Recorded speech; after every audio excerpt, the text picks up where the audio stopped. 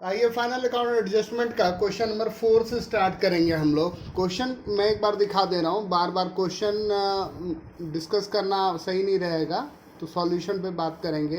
Question देख लीजिए, नए बुक के हिसाब से नंबर भी एडजस्ट कर लीजिए, पुराना बुक है। जैसे कैपिटल आपको दिया हुआ है 80,000, ड्राइंग दिया हुआ है 18,000, सेल्स दिया हुआ है 1,55,000, परचेज 82,600, फिर स्टॉक गिवन है, फिर रिटर्न आउटवर्ड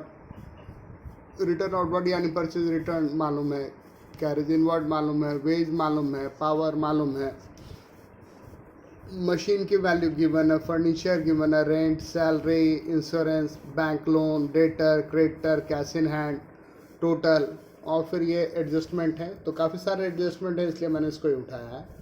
ठीक है, तो क्वेश्चन मैं बार बार नहीं दिखाऊंगा, क्वेश्चन आपको एकोमोडेट करना होगा, प्लीज़ थोड़ा सा एकोमोडेट कीजिएगा मेरे साथ। चलिए बनाते हैं। तो कैपिटल है सबसे पहला 80,000, तो उसको बैलेंस शीट में लायबिलिटी में लिख लेते हैं। ये रहा आपका बैलेंस शीट,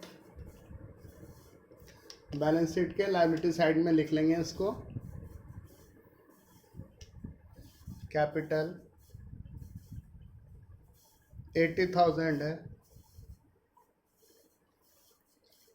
उसके बाद ड्राइंग है आपका 18,000, तो ड्राइंग आपको पता है कि कैपिटल में से माइनस हो जाता है। ड्राइंग 18,000 माइनस कर दीजिए। ड्राइंग क्या होता है, मालिक जो अपने यूज़ के लिए लेता है, घरेलू खर्चे के लिए लेता है पैसा, तो ये माइनस करने से 62,000 हो गया। अब उसके बाद क्या है, सेल्स बोलता है। सेल्स की वैल्यू गिवन है 1,55,000।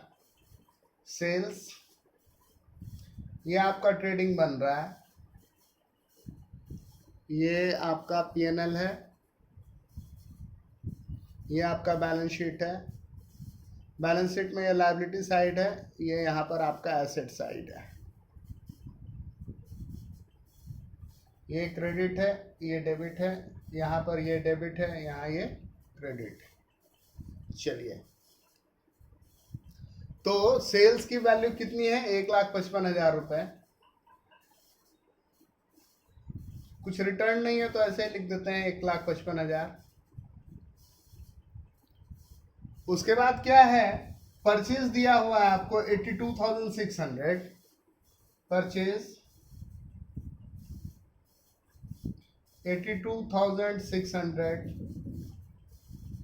फिर आपको ओपनिंग स्टॉक दिया हुआ है 42,000 का, ओपनिंग स्टॉक गिवन है, तो ओपनिंग स्टॉक में लिख लेते हैं। ओपनिंग स्टॉक गिवन है तो वो लिख लीजिए, कितना, 42,000। फिर रिटर्न आउटवर्ड लिखा है 1,600। रिटर्न आउटवर्ड जो लौट के बाहर गया तो वो परचेज में से माइनस हो जाएगा, तो 1,600 मैंने माइनस कर दिया, तो कितना बच जाएगा, 81,000 है ना, 81,000। उसके बाद कैरेज इनवर्ड है 1,200। कैरेज इनवर्ड जो है वो यहीं पर आता है, कैरेज इन कितना, 1,200 रुपीज। उसके बाद आपका वेजेस दिया हुआ है 4,000, वेजेस भी यहीं पे लिख लेते हैं 4,000।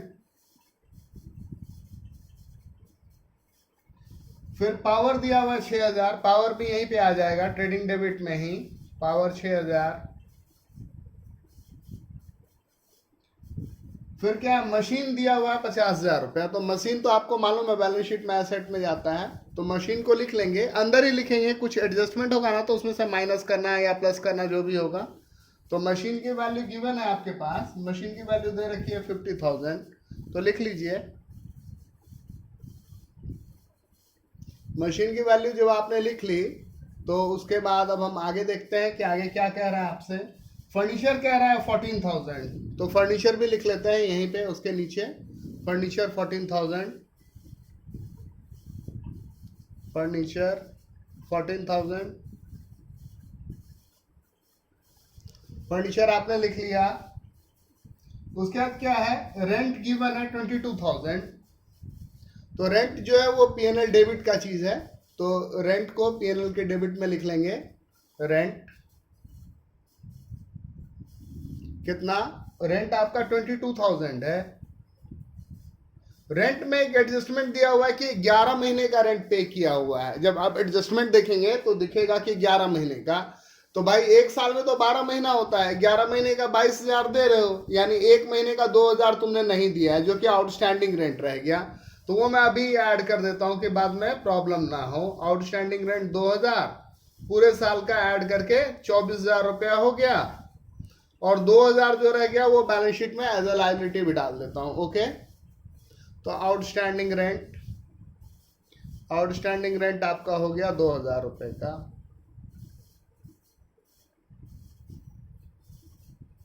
अब क्या है, सैलरी बोलता है 15,000 रुपए, तो सैलरी भी आपको पता है पीएनएल डेबिट में ही जाएगा, तो सैलरी को भी डाल लीजिए पीएनएल डेबिट में 15,000 रुपया। उसके बाद क्या है, इंश्योरेंस है 3,600, तो इंश्योरेंस भी पीएनएल का ही खर्चा है। इंश्योरेंस, तो इंश्योरेंस का पैसा डाल देते हैं, कितना है 3,600। चलिए वो भी डाल लीजिए, इंश्योरेंस का खर्चा डल गया। अब उसके बाद क्या है, 8% बैंक लोन, आपने बैंक से लोन लिया हुआ है 25,000 रुपया, तो वो तो लायबिलिटी का चीज है, लिख दीजिए 8% बैंक लोन। 8% यानी 8% ब्याज भरना है इस पे आपको। देखेंगे हम लोग क्या है इसके साथ, बैंक लोन 25,000 रुपए का आपने लोन लिया है, लिख लीजिए 25,000 रुपया। उसके बाद क्या है आपके पास, डेटर है 20,600, डेटर 20,600 लिख लीजिए। डेटर के साथ में कोई प्रोविजन वगैरह नहीं दिया हुआ है, तो हाँ है 5% का, डेटर 20,600।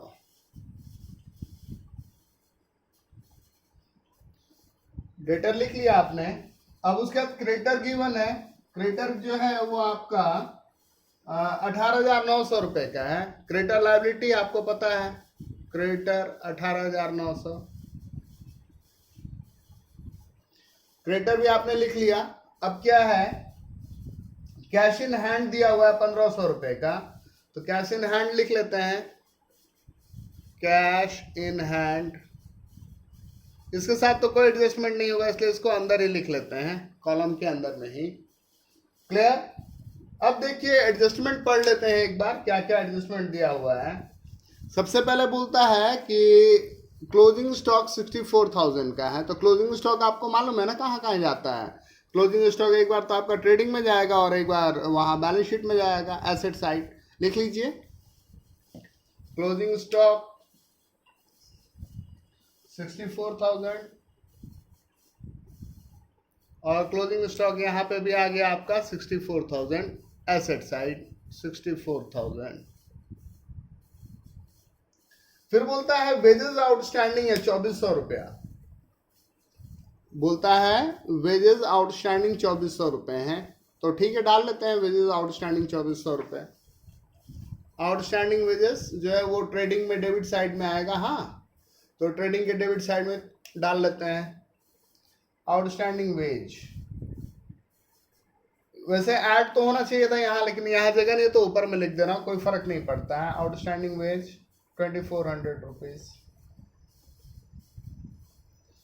फिर बोलता है बैड डेट से 600 रुपया, बैड डेट 600 रुपया, तो क्या हो गया, ये डेटर में से घटेगा। अब डेटर है आपका 20,600 का, 20,600, उसमें से 600 बैड डेट्स घट गया तो 20,000 हो गया। ये जो आपने माइनस किया इसको हम लोग क्या करेंगे, इसको हम लोग पीएनएल के डेबिट अकाउंट में लिख देंगे। Okay, bad debts, bad debts, bad debts 600 रुपया। ठीक, अब क्या करना है, बोलता है प्रोविजन फॉर डाउटफुल डेब्ट टू बी 5%। तो जब माइनस कर लिए तो उसके बाद क्या है, प्रोविजन बोलता है 5% काटने के लिए, तो प्रोविजन काट लेंगे 5%। तो 20,000 है, 20,000 का 5% कितना हो जाएगा, 1,000 रुपया। तो प्रोविजन माइनस कर लीजिए, प्रोविजन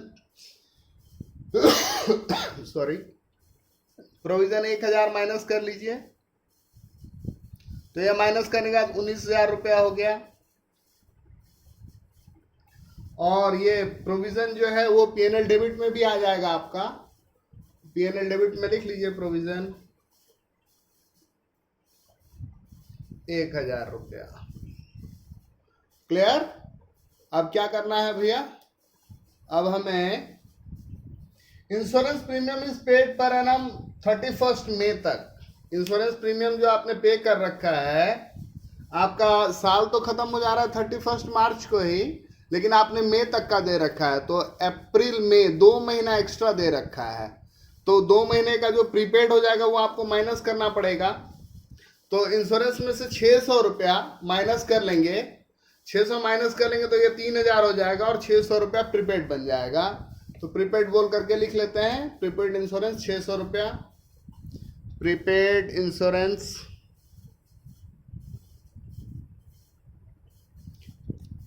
600 रुपया।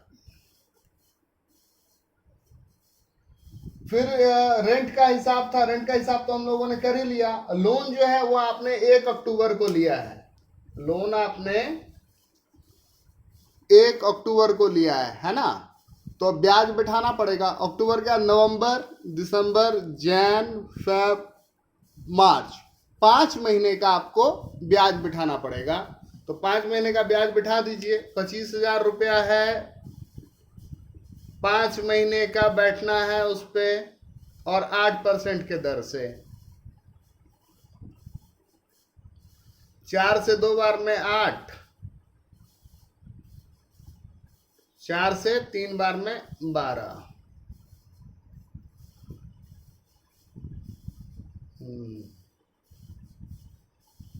और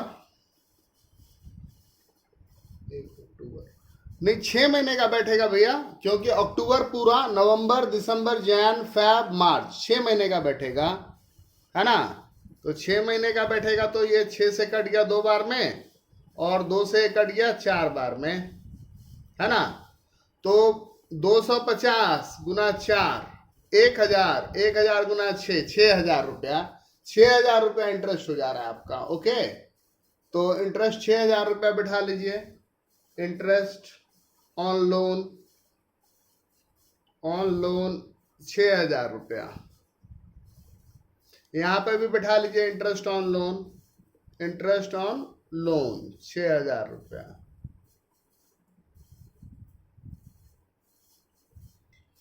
फिर बोलता है कि provide depreciation 10% on machine and 5% on furniture. तो मशीन और फर्नीचर पे डिप्रिशिएशन आइए काट लेंगे, 10% बोला है ना मशीन पे, तो मशीन पे 10% अगर काटेंगे तो डेप कट गया 5000, डेप 10%, और 50,000 का 10% 5000 होता है, तो ये माइनस होकर के हो गया 45,000 रुपया। और इसका बोलता है 5%, तो इसका 5% डेप कितना हो जाएगा 700 रुपया। 14,000 में से 700 कट गया तो 13,300। और ये जो दोनों डिप्रिशिएशन काटे हैं आप, उसको हम लोग क्या करेंगे, पीएनएल डेबिट में डाल देंगे, क्योंकि आपका एसेट कम हो जा रहा है। डिप्रिशिएशन क्या होता है, वैल्यू का रिडक्शन है। तो डाल लीजिए, मशीन का डेप 5000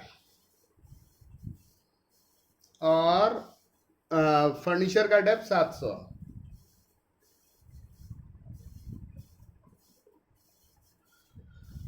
अब ये सारा जोड़ करके कितना हो जा रहा है आपका, 5 4 9, और 15 और 6 21, 2,19,000। 2,19,000 में से ये सारा माइनस करेंगे तो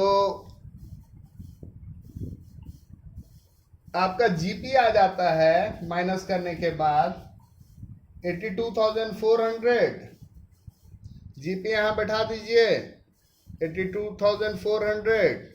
उसमें से ये सारा अगर माइनस कर लेंगे तो आपका एनपी आ जाता है, आपका एनपी आ गया 32,100।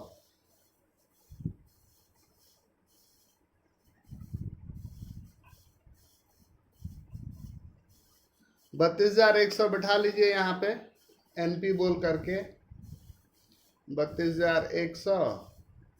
ये जोड़ करके हो गया आपको 94,100, और ये सारा अगर आप ऐड कर लेंगे तो 1,43,400। और इधर भी अगर आप ऐड कर लेंगे तो वही 1,43,400। मेरा पर्पस था कि आपको एक बेसिक ग्लिम्स दूं कि भैया एडजस्टमेंट वाले क्वेश्चन आप कैसे करोगे। मुझे लग रहा है कि आपने सीखा होगा, इसको साथ साथ नोट डाउन कीजिए तो ज़्यादा अच्छा रहेगा। और अभी हम एक और क्वेश्चन करेंगे इसके साथ। चलिए तो क्वेश्चन नंबर 7 बना लेते हैं। 7 में एक बहुत मज़ेदार एस्पेक्ट दिया हुआ है, वो मैं पहले ही दिखा लेता हूँ, ठीक है, ताकि आसान रहेगा। यहाँ पर देखिए कहता है कि write off 50,000 as further bad debts and create 5% provision for doubtful debts, also create a reserve for discount on debtor 2%। Debtor कहाँ है भैया? डेटर आपको दिख रहा है क्या? हाँ, डेटर तो दिख रहा है, डेटर दिख रहा है। 4 लाख रुपया है। 4 लाख रुपया, उसमें 50,000 तो डूब ही गया। 50,000 डूबने के बाद 5% और डूबने का चांस है, और उसके बावजूद भी उसे फुसला करके लेना होगा तो उसको 2% और देना है। तो ये रहा आपका क्वेश्चन नंबर 7। अभी आपके बुक में अब जो सा भी नंबर हो। चलिए स्टार्ट करते हैं। कैपिटल कितना है? 12 लाख रुपया। फिर ओपनिंग स्टॉक दिया हुआ 4.5 लाख रुपया। स्टार्ट करते हैं। हाँ, तो कैपिटल है आपका 12 लाख। कैपिटल में लिख लीजिए 12 लाख। कैपिटल 12 लाख। उसके बाद क्या बोलता है? बोलता है ओपनिंग स्टॉक है 4.5 lakh. Opening stock, opening stock, opening stock है 4,50,000। चलिए ये भी अच्छा है। फर्नीचर है आपके पास 15,000 रुपए का। फर्नीचर, फर्नीचर आपका 15,000 का है। फर्नीचर पे कोई डिप्रिसिएशन नहीं ना है? नहीं, हाँ, फर्नीचर पे डिप्रिसिएशन है, तो अंदर ही लिख लेते हैं 15,000 रुपया। उसके बाद क्या है? बोलता है सेल्स है 43,50,000 का। सेल्स लिख लीजिए 43,50,000। सेल्स लिख लिया आपने। उसके बाद क्या है? बोलता है परचेज रिटर्न है 40,000। परचेज रिटर्न में पहले रिटर्न बना करके लिख लीजिए 40,000 रुपया। ऊपर में परचेज लिख करके माइनस कर लेंगे, ये माइनस करना है। उसके बाद क्या है? रेंट है 50,000 रुपए का। रेंट दे दीजिए 50,000। रेंट 50,000। रेंट की आपने एंट्री कर ली। ये डेबिट साइड है, ये क्रेडिट साइड है। यहाँ भी ये डेबिट साइड है, ये क्रेडिट साइड है। ये आपका लायबिलिटी है, ये आपके एसेट्स हैं सारे। ओके, फिर क्या है? रेंट के बाद सैलरी है 2,40,000 का। सैलरी, सैलरी है 2,40,000। कोई एडजस्टमेंट नहीं है तो अच्छी बात है। चलिए सैलरी डाल दीजिए 2,40,000। सैलरी डाल लिया आपने। उसका बोलता है बैड डेट्स है 10,000। 10,000 रुपया पहले ही डूब गया, डुबा दीजिए। बैड डेट्स 10,000 रुपया आपका पहले ही डूब चुका है। उसके बाद क्या है? सन्ड्री डेटर है 4 लाख। डेटर तो एसेट है, डेटर में यहाँ पे डाल लीजिए 4 लाख। डेटर 4 लाख डल गया। उसके बाद क्या है? बिल्स पेबल 8,000 रुपए का। लाइबिलिटी है, बीपी लिख देता हूं 8,000 रुपया। उसके बाद क्या है? Advertisement expenses 60,000। आपने एडवर्टाइज किया है, उसमें 60,000 लग गए, तो एडवर्टीजमेंट एक्सपेंस कितने का भैया? 60,000।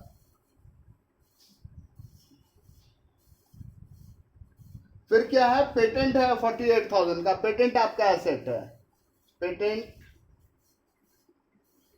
पेटेंट 48,000। पेटेंट का पैसा आपने लिख लिया। अब उसके बाद क्या है?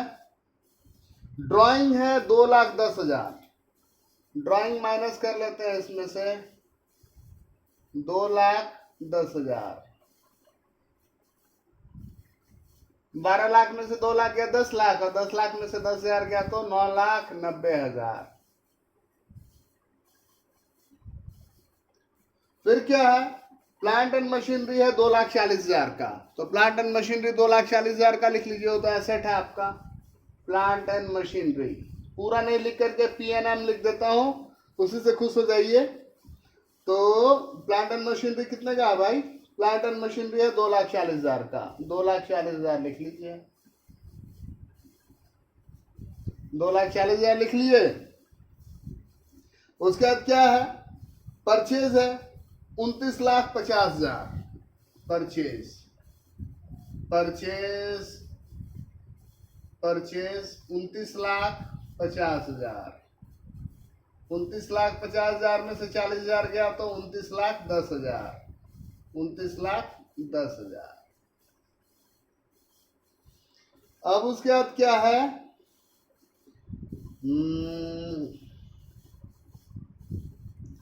इंश्योरेंस है 15,000 रुपए का, तो इंश्योरेंस लिख दीजिए 15,000। इंश्योरेंस 15,000। उसके बाद क्या है, उसके बाद सेल्स रिटर्न 70,000। इसमें से रिटर्न माइनस करना पड़ेगा 70,000 रुपया, तो ये माइनस करेंगे तो 3 जीरो तो ऐसे ही आ गया, 15 में से 7 गया तो 8, 1 जीरो इसको दे दिया था तो 42,80,000। फिर क्या है, ट्रेड एक्सपेंस है 20,000। ट्रेड एक्सपेंस को P&L डेबिट में लिख लेते हैं, ओके 20,000। ट्रेड एक्सपेंस को P&L डेबिट में लिख लेते हैं। ट्रेड एक्सपेंस को कितना है, ट्रेड एक्सपेंस आपका, ट्रेड एक्सपेंस आपका 20,000। ट्रेड एक्सपेंस 20,000 रुपया। ट्रेड एक्सपेंस भी लिख लिया आपने। उसके बाद बोलता है वेजेस है 4 लाख रुपए का, वेजेस डाल दीजिए यहां पर, वेजेस 4 लाख रुपए का, वेजेस भी डल गया। अब इन्वेस्टमेंट आपने किया है 5 लाख रुपए का, 6% इन्वेस्टमेंट है 5 लाख का, तो भाई इन्वेस्टमेंट तो लिख लेंगे, एसेट में लिखेंगे। इन्वेस्टमेंट कितना है भाई, इन्वेस्टमेंट है आपका 5 लाख रुपए का।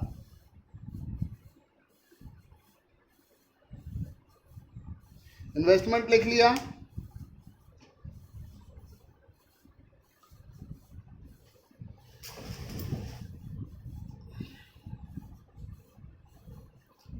अब आइए देखते हैं कि क्या है और क्या चीज दिया हुआ है। क्रेडिटर है आपका पास 1,90,000 का, 1,90,000 का आप उधारी बेच के रखे हैं, क्रेडिटर है। चलिए डाल दीजिए क्रेडिटर 1,90,000। क्रेडिटर 1,90,000। उसके बाद क्या है, कैश पड़ा हुआ आपके पास 1,22,000 का, कैश लिख दीजिए 1,22,000। कैश को ऊपर में लिख देते हैं 1,22,000। मिसलेनियस इनकम है 12,000 रुपए का, मिसलेनियस इनकम 12,000 रुपया। क्लोजिंग स्टॉक है 7.5 लाख रुपए का, क्लोजिंग स्टॉक 7.5 लाख। फिर क्या है, डिप्रिशिएट मशीन 10%, मशीन को बोलता है 10% से डिप्रिशिएट करने के लिए, तो 2,40,000 का है, उसका 10% कितना हो गया 24,000। ये माइनस कर दिए, यहाँ आ गया 2,16,000। यहां पे डाल देते हैं डेप ऑन मशीन, कितना 24,000 रुपया। फिर क्या बोला है, बोलता है फर्नीचर को 20% से डिप्रिशिएट करो। 15,000 का फर्नीचर है, 20% डिप्रिशिएट हो गया, 20% डिप्रिशिएट किया तो 3,000, यहां बच गया 12,000। Depth on furniture, depth on furniture कितना, 3,000 रुपया। फिर क्या है, wages 50,000 and salary 20,000 are outstanding. Wage जो है उसमें 50,000 आउटस्टैंडिंग है, आउटस्टैंडिंग वेज। वैसे तो उसको वेज के नीचे ही लिख करके जोड़ना चाहिए था, खैर यहां भी जोड़ देंगे तो कोई फर्क नहीं पड़ेगा। Outstanding veg 50,000। सैलरी में बोलता है कि सैलरी कितना है भाई, सैलरी है 20,000 आउटस्टैंडिंग, तो आउटस्टैंडिंग सैलरी 20,000 रुपया।